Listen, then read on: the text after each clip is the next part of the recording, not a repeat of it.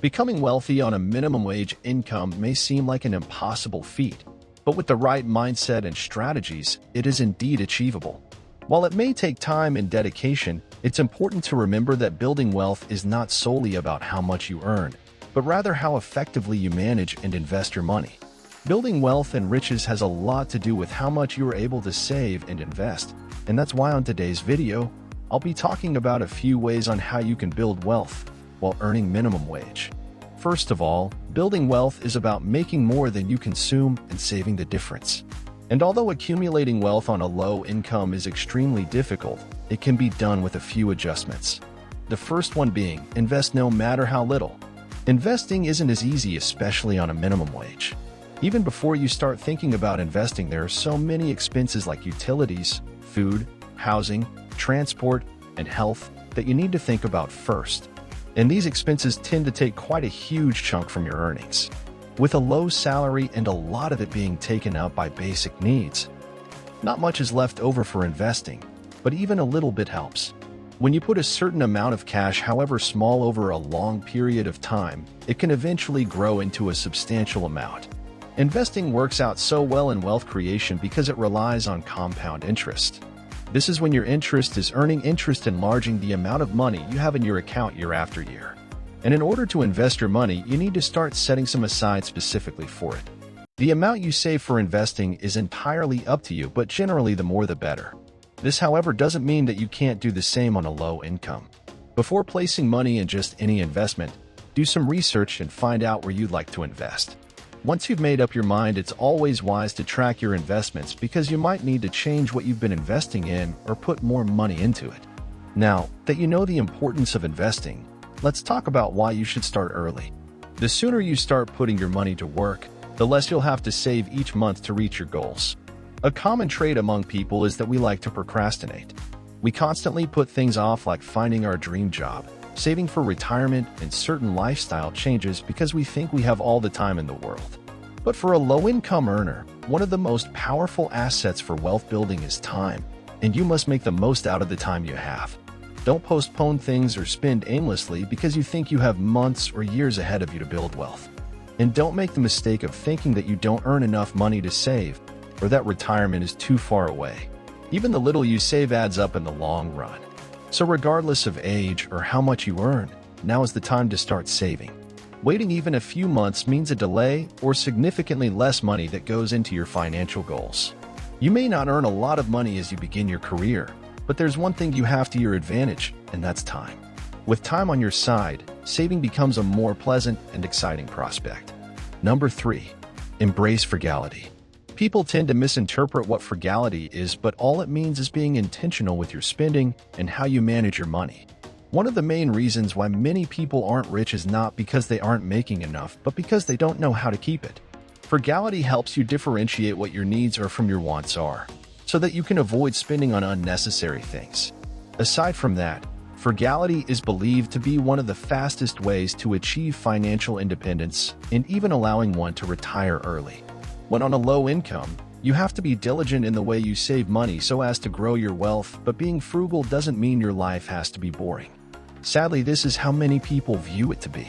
You see, it's possible to balance living a good life and saving money. And while earning a low income, your path to riches may require you to be financially responsible, but you can still have fun and enjoy life. Number 4. Cutting expenses.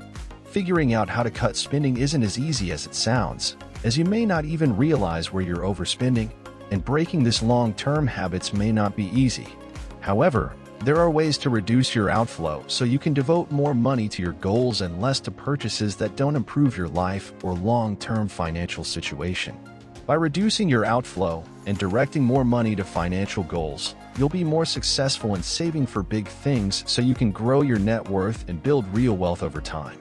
If your expenses are so high that you can't save as much as you'd like, it might be time to cut back. Identify non-essentials that you can spend less on, such as eating out and entertainment. You can also find ways to save on your fixed monthly expenses like cable and your phone use.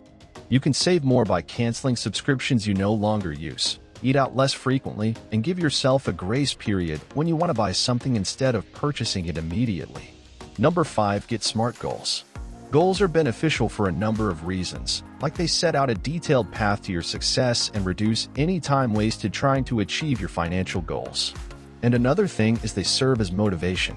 One way of increasing your chances of achieving your goals is using the SMART goal framework. This requires you to be specific, measurable, achievable, realistic, and timely. When you have a goal that satisfies these 5 elements, you're more likely to reach these goals. The idea of financial goal setting is to decide precisely what you want. Goals should be set and monitored or tracked closely because things can and do change. They can be long-term or short-term. Setting short-term and long-term financial goals is an important step towards becoming financially secure. If you aren't working toward anything specific, you're likely to spend more than you should. You'll then come up short when you need money for unexpected bills, not to mention when you want to retire. Thinking ahead gives you a chance to work through things that could happen and do your best to prepare for them. This should be an ongoing process so you can shape your life and goals to fit the changes that will inevitably come. Annual financial planning allows you to formally review your goals, update them, and review your progress since the previous year. If you've never set goals before, take the opportunity to formulate them so you can stand on firm financial footing. Number 6, create and stick to a budget. Everyone needs a budget, whether you're earning millions or earning a moderate salary. As someone working on minimum wage, you'll need to be even more calculated in your budgeting since you have less income and can't afford to waste any.